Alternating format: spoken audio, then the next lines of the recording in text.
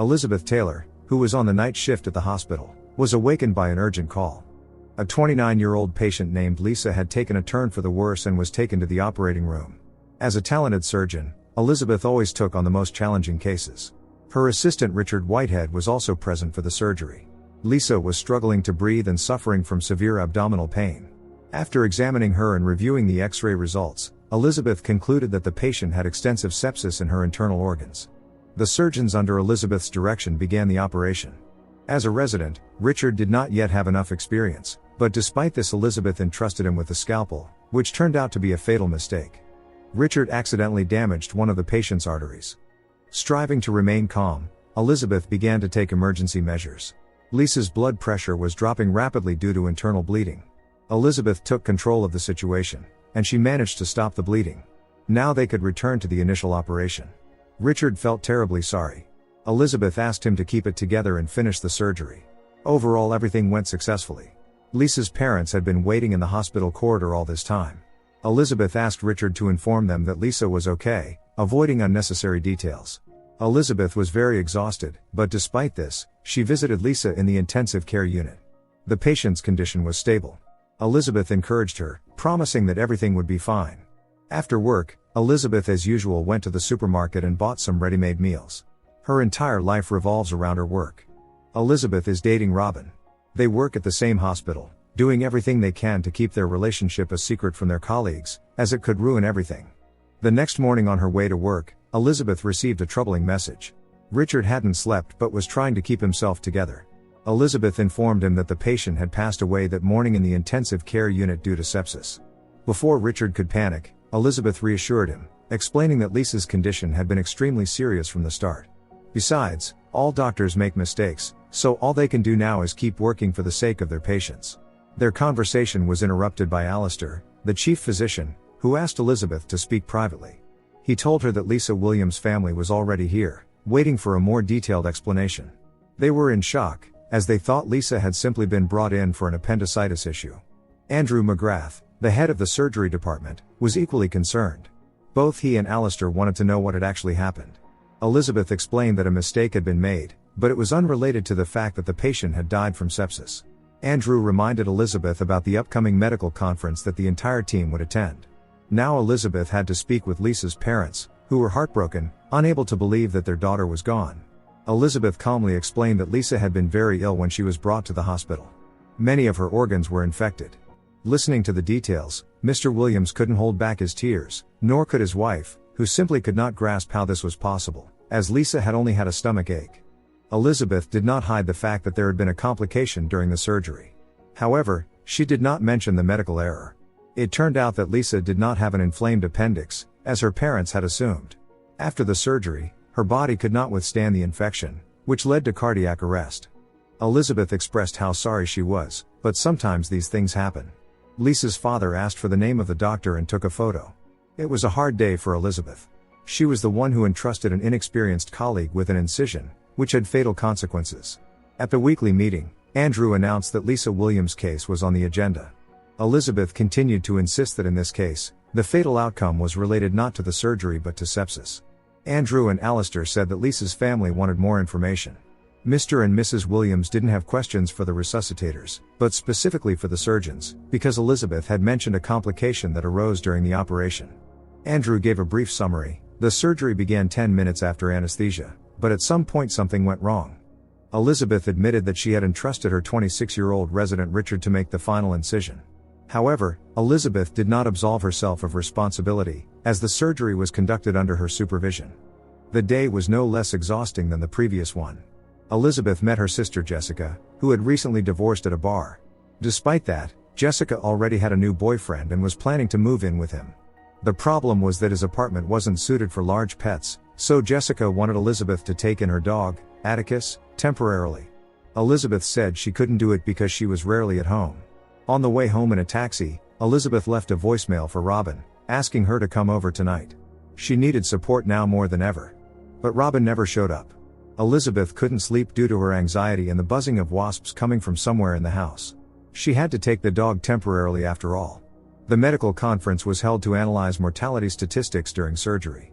This data would help patients make informed consent decisions about medical interventions. Elizabeth objected, expressing her view that publishing the statistics wouldn't lead to anything good, as it would look like a leaderboard, and surgeons would end up being blamed. Andrew politely asked Elizabeth to keep that opinion to herself, but she didn't listen to him. At one point, Richard couldn't stand it and left the conference room. Elizabeth continued speaking, so Andrew had to ask her to stop more firmly. Later, she saw through the window that Richard was sitting on the porch, looking broken. The patient's death weighed heavily on him. During the break, Andrew informed Elizabeth that a formal written complaint had been filed by Lisa's parents. Elizabeth approached Robin, asking why she had ignored her voicemail from the previous night. Robin simply cited fatigue. In the evening, the women spent time at a bar. Robin mentioned that Richard had been very upset after the conference. Elizabeth was still confident that she could keep everything under control. The next day in the hospital cafeteria, Andrew showed Elizabeth a newspaper article about a careless surgeon responsible for Lisa's demise. This was the work of her parents. Elizabeth found many articles about herself on various websites. After work, she met with Richard at a cafe. He felt guilty that Elizabeth had to bear the responsibility for what had happened. She advised him to just keep working and not to talk too much. Richard's father is also a surgeon, and the guy is very afraid of disappointing him, so he still hasn't told him the truth. Richard is now haunted by nightmares. Elizabeth explained that no one is immune from mistakes, especially during training. It was primarily her mistake, as she shouldn't have entrusted the operation to an inexperienced specialist. But Elizabeth would survive this and be okay in any case. However, Richard couldn't come to terms with it. Deep down, Elizabeth was also very worried because her career was at stake. Despite everything, Elizabeth intended to continue her medical practice, but the problem was that patients had started refusing her services out of fear of a failed operation. Now Elizabeth had nothing to do during her shifts at the hospital because there were simply no patients. In her free time, she walked her new pet. One day the mailman brought her a registered letter stating that she was temporarily suspended from medical practice. Elizabeth, who had performed so many successful surgeries, simply couldn't believe it and hoped for Robin's support. But Robin was ignoring her once again. Elizabeth's nerves are gradually fraying. The constant buzzing of wasps in the house puts even more pressure on her psyche. Nevertheless, she refuses to give up and has come to Alexander Colton, who led the conference. He remains of the opinion that transparency is essential for patients to understand the risks associated with surgeries. Sometimes it may even be better not to operate. Additionally, public data would allow the families of patients who did not survive their surgeries to accurately assess the situation. Elizabeth left, having achieved nothing. The situation was further worsened when Robin decided to break up with her. Robin needs this job and has no intention of getting involved in all this turmoil related to the patient's demise. This couldn't help but break Elizabeth. Later, she visited Lisa Williams' social media page. This girl had passed away too young. Finally, after finding a wasp nest in the wall of her home, Elizabeth immediately used insect repellent and checked into a hotel. In the middle of the night, Elizabeth was woken by a call from Richard, but she ignored it. Right now she just wants to get some sleep.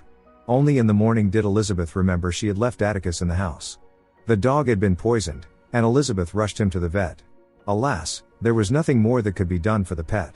The vet suggested euthanasia to end the animal's suffering. It would be better. Elizabeth had to make the decision. Despite the composure her profession requires, Elizabeth couldn't hold back her emotions. During this time, she had grown attached to Atticus.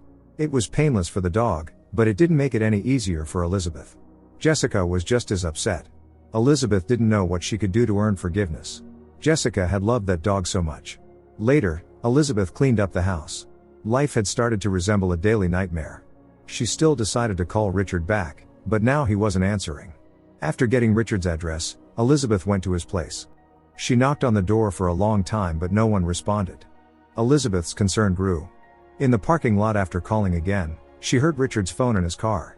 It seemed that the young man had harmed himself. Breaking the car window with her keys, Elizabeth tried to administer first aid, but he had passed away. Apparently Richard couldn't endure the weight of his guilt. Elizabeth cried, unable to stop. Everything had started to fall apart after Lisa's unsuccessful surgery. Andrew expressed his condolences to Elizabeth and asked her to tell the rest of the staff what had happened. This would allow them to nip any rumors in the bud and keep the situation under control. Andrew understands why Richard did what he did, but he doesn't want the staff to be informed of the details. Elizabeth has no intention of lying. She is a valuable specialist, but Andrew dislikes her excessive emotionality. This is why Andrew believes women have no place in medicine, especially unmarried ones. Despite everything, he is willing to give Elizabeth a second chance on the condition that she confirms the version that Richard experienced burnout, which led him to make an error during surgery and then harm himself. An article will be published about this. Leaving Andrew's office, Elizabeth couldn't hold back her tears. Robin approached the former beloved and hugged her. She felt very sorry. To relieve stress, the women swam a little in the pool, and only then did they talk. Elizabeth feels guilty for not answering Richard's calls. Now she will have to live with that.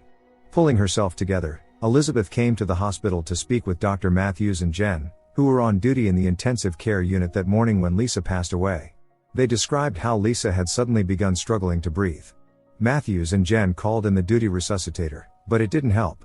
During Richard's wake, Andrew McGrath gave a speech to the staff, declaring that the premature death of the young man was a terrible price for burnout, and that they all should learn a lesson from it.